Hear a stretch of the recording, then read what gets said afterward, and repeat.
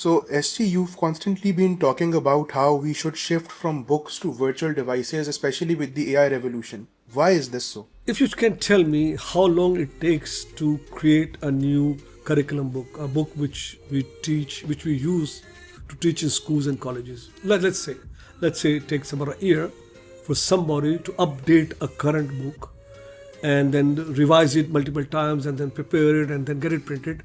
So it'd be somewhere, if we start a book today, if we take a book of today and we try to update it with new information, new ideas, what's happening till yesterday, we put that all in this book.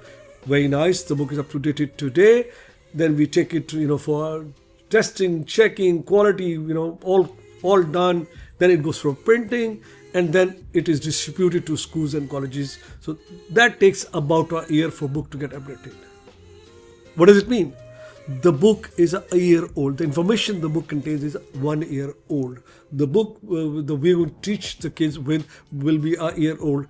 And what happened in this 1 year is unbelievable change in society around us, unbelievable change in the way we do things, unbelievable change in education system.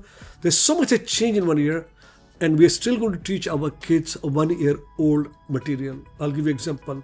35 years ago, I bought Encyclopedia Britannica for my children at that time. Why? Because I wanted my children to have history knowledge, geography knowledge, world knowledge, innovations, how they were done. There was so much in that Britannica that I believe will be good for my children. So I bought that. There were about 50 books on the shelves, and my kids did use some of it. Some of it they read it. It was nice, exciting. But I don't see how much they learned from those books. I didn't see, I can say I wasn't satisfied if they were able to gain knowledge from those books. But today's child is very different. Today, if you ask my 11-year-old Saf to come and in 10 minutes time come back to me and tell me how World War I was started and who was responsible for that war, I can show you within 10-12 minutes he'll be back, jumping and coming and sit with me and he'll tell me the full history of First World War, who was responsible, who initiated it, what was the reason, what was the cause, and how it ended. And within 10-12 minutes he'll be knowledgeable. And I can tell you one more thing, he will not forget that, he will remember that. Because the visual impact stays there in memory.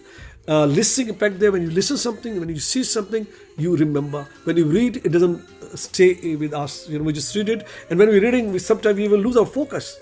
But when we're listening, when we're watching something interesting, because history is interesting, it's good to see.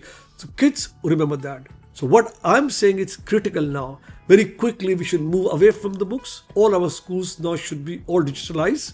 Digital information will be updated every night. The material we teach this morning will be updated to the last moment. That's what I believe that we need to take out books now. If we don't do that now, our children will be left behind. Their knowledge will be not at par with the world. They will lose out in the world because they will still be struggling to know what happened yesterday because they're still reading what happened a year ago.